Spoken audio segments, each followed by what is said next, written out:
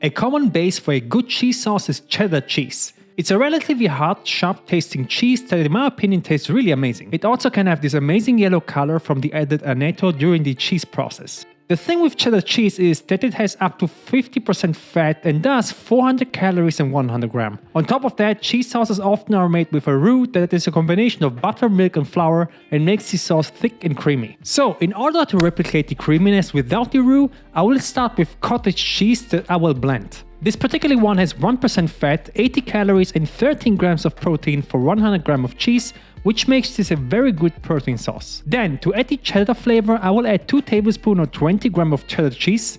This cheese is very strong in flavor, so for me this is enough. Next is a pinch of salt, 5 to 7 cranks of black pepper, and to add a nice kick, I will also add a couple of dashes cayenne pepper. Now if you want, you can also substitute cheddar with grated Parmesan or add it on top of it. Maybe 2 teaspoons or 10 grams is enough. Just keep in mind that Parmesan has also 400 calories due to its high fat content. To get the creamiest texture, the best tool for this is an immersion blender.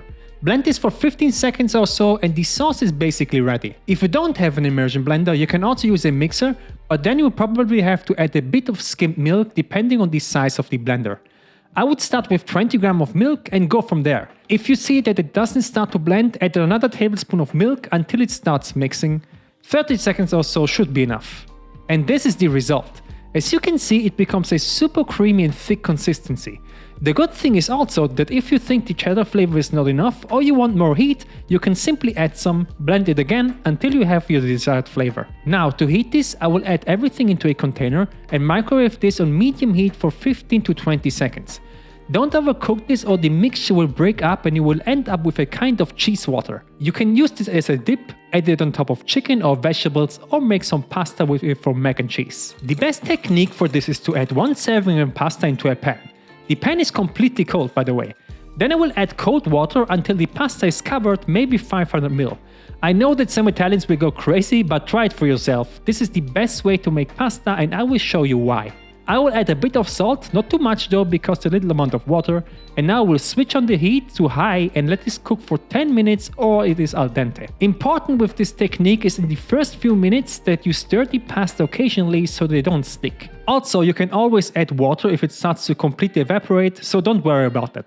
After 10 minutes, my pasta is al dente, but more importantly, you will have this super concentrated starchy pasta water in the pan. And this is the secret weapon to creamy sauces. The starchy water serves as an emulsifier, and by adding this to your sauce, it will make every dish creamier and tastier. Now, for our pasta dish, I will switch off the heat.